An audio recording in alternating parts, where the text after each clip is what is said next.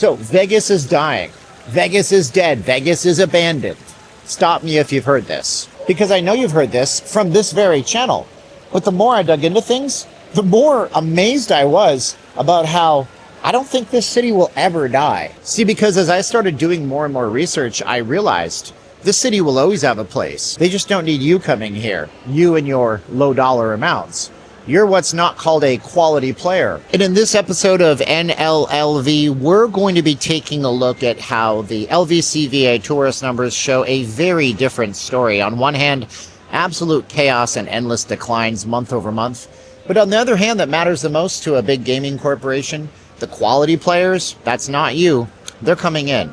And it's the reason why Vegas will probably never die, even without you. My name is Steven, this is NLLV, and as we like to say around these parts, 1, 2, 3, and action. So to understand where we are right now with Vegas seeing month after month decline, with the August numbers being just as bad as any month really, we have to fully understand how the travel industry actually works. And Vegas is a little bit different than most places. Let me explain. So just like anything else in life, we have a separation. We have our budget travelers down here, mid-tier, and then high-end. But Vegas has this other thing up here that you're probably not even aware of. And you've heard the term whales or high rollers. But what's happening now in the economy is like this super incredible, ultra wealthy class of gambler coming into the city. And everybody down here, they changed after COVID-19. They changed in ways that I don't think any of these casino properties were ever prepared to deal with. Yeah, it's kind of weird because I remember back in 2020 when things started to reopen and we were all looking at different states, like casinos in Arizona and I think places like Wyoming, Oklahoma, for sure. I mean, casinos opened in these areas before Vegas actually reopened in June of 2020. So COVID-19 came and people's travel patterns, where they would go on vacation, had already started to change. And mind you, this is before inflation and the really bad parts of the economy started to hit.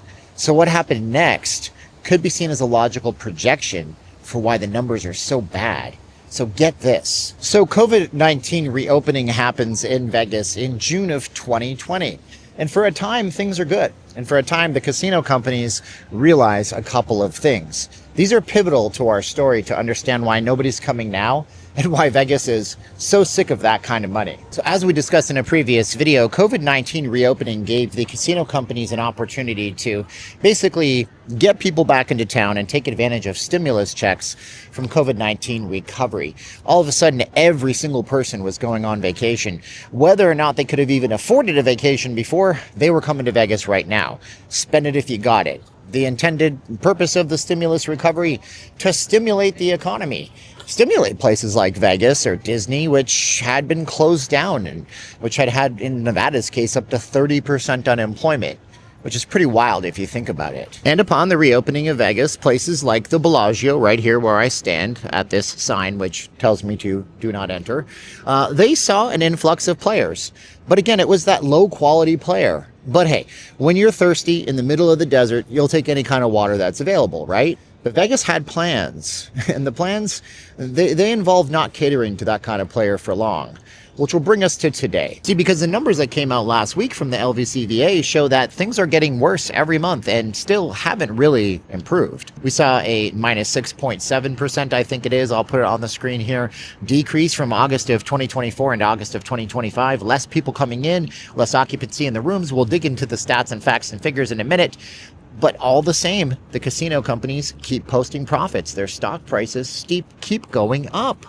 What is with those stocks? Let me tell you something about stocks and trading for a minute. See, because I get up every day and I trade in those markets. I trade the same markets that these casino companies are on, the NASDAQ. I've been doing it for some years, and to keep this channel sponsor free from asking you to sign up for a VPN or go buy some other product on a referral link, I created my own product to keep me as a full-time creator and keep these videos free for you. So then let me ask you a serious question.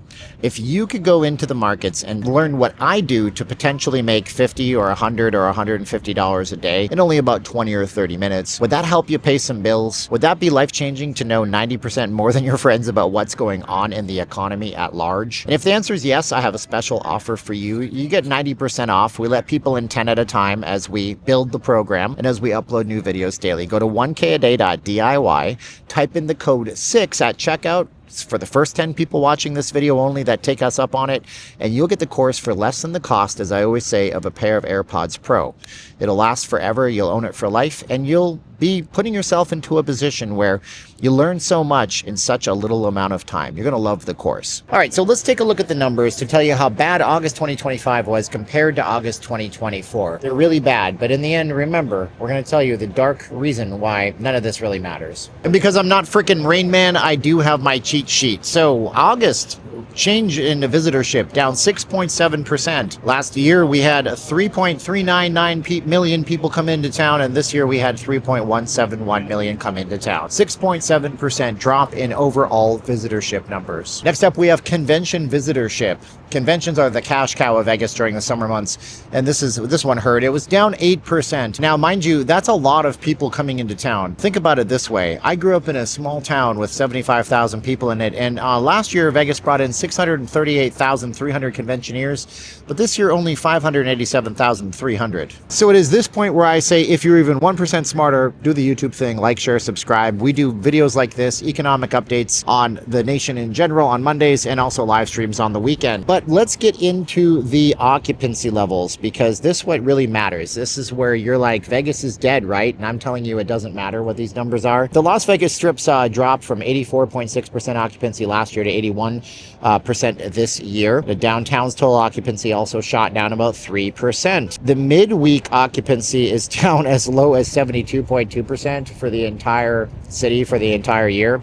And the weekend occupancy in Las Vegas is also down as well. Those are the occupancy numbers. Again, they don't matter. Another matter that doesn't matter, I say that like it matters, would be the room rates. Are you busy? How's business? So? They don't take the cars. They don't take you? They're cheap, huh? Yeah. How is it on average? Are you busy on average? Slow, it's really dead. Shoot, man, I'm sorry.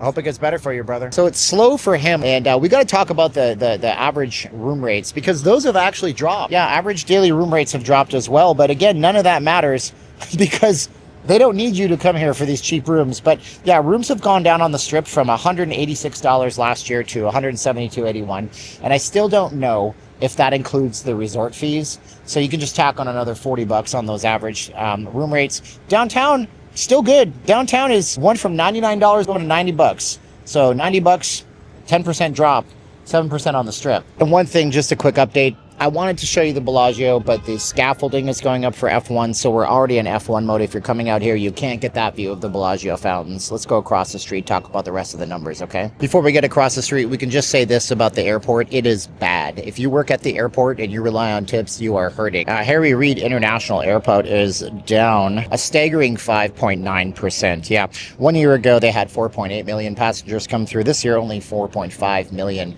That's a lot of people coming through, but this is the result of people being mad at Donald Trump and a result of tariffs and yada yada. I did a video, argue in the comments below about why Canadians and other people aren't coming here, all right? Oh, this is fun. They used to actually track how many cars were coming in from California, and they've completely stopped. Why bother? California is a hot mess right now with some of the highest unemployment rates in the country. Don't think I'm hating you, California. We are not much worse out here in Vegas. Our unemployment rate's one of the highest in the entire nation. We'll do a whole video on that coming up, so subscribe for that video. And then we get to the real meat and bones of this entire conversation. And this is going to blow you away and rock your brains 6 ways to Sunday. See, because even though the economy is broken for the masses, it's not broken for the people that are coming to Vegas. If you wanted to make $1 million in profit, would it be easier to sell 1 million things for $1 each profit, or to sell one thing with $1 million profit one time? And if you don't believe me, check this out. Apple, they don't make the most smartphones out of all the manufacturers in the world. but they make 80% of the money on all the smartphone sales, even though they only actually sell 20% of the actual product. Dunkin' Donuts sells way more cups of coffee than Starbucks, yet Starbucks makes most of the profits when it comes to coffee sales in the United States of America. So it's pretty easy to understand, isn't it? Just like how Apple sells higher priced models of phones to more affluent customers, and how Starbucks sells more expensive cups of coffee and an experience to more affluent consumers. The casinos in Vegas are basically catering to what they like to call higher quality players, which is where you don't exactly, in most cases, fit in. See, because when we get to the numbers that matter most, the gross revenue from gaming, those are all over the map, pointing to Vegas just winning more from bigger players. Let's explain. So going back to our cheat sheet, because again, I'm not Rain Man, downtown Las Vegas, gross revenue up 8.3%. The Strip up 5.5%. Gross gaming revenue across the entire valley up 5.3%. And Boulder Strip, where the locals go to play, up a staggering 10.10%. Look, if you went to a stockbroker and he promised you returns like that on the regular, you would be doing backflips. He would be investing your money in some of the safest bets in the world. And for right now, it's these high dollar players that are supporting the entire casino industry, leaving you essentially behind. So Vegas has started to attract these so-called high-quality players into the mix. But it doesn't stop there. They've gone ahead and recruited some of the highest rollers in the world with secret private rooms. Baccarat players, betting $100,000 per hand. And this increases basically what's called the take or the handle. I don't know the exact term, but from the research I've done and the insiders I've talked to, it basically makes sure that no matter what happens on the casino floor, no matter how many empty rooms, no matter what happens in the other parts of the business, as long as the gaming revenue keeps increasing, these companies are not going anywhere, and they're only going to get richer. And so the question we always ask in these videos is, what does that mean for you, the person watching this video? So it doesn't mean that the casinos don't care about you watching this video. It just means that you have become more like an added benefit. You go and get your fast food and the In-N-Out burger, and they give you a couple of the little chili peppers, pepperoncinis. You're the peppercini of Las Vegas. Yeah, you've essentially become that extra sauce cup that they give you at Papa John's if you ask real nicely. And when the economy does get better, it's just going to supercharge the earnings of these big companies that only care about their earnings even more. Because the economy will get better. It always goes in cycles. You'll start to travel more, and you will come back to Vegas. But then again, will you come back to Vegas?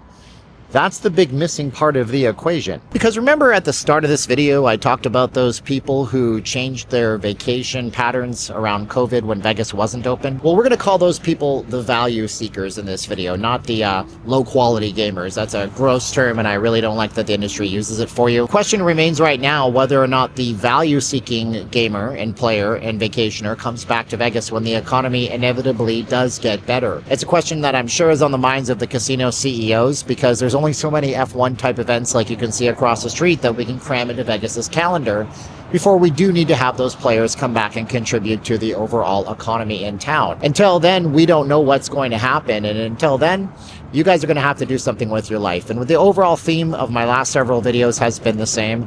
Do something good with your life, make some extra money, learn a skill, take a hobby, make a passion into something that you do for money, because right now the economy is kind of tumultuous, and I don't want to see you guys left behind. Maybe you go out and you do our course, 1K a day. That's how we sponsor and support our own videos and do this full time.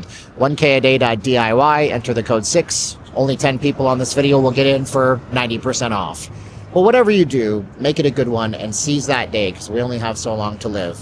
People who have seized a day to support us on this channel are amazing. Those are our Patreon people you see right here. They get extra videos every single month. They get their name in the credits once a week on my videos. They get a direct line to talk to me through Patreon's messaging system. So you can check out the Patreon in the comments below if it's something you guys want to do. And I'll put up an entire economic news playlist right next to my head so you can see how I've been talking and discussing this over and over for the past several months, almost a year. Once again, my name is Steven. I'm not leaving Las Vegas. You're the best part of my day. I want you guys to do awesome things today. So until we see you again, we'll say 3, 2, 1, click. Are you ready? 3, 2, 1, and click!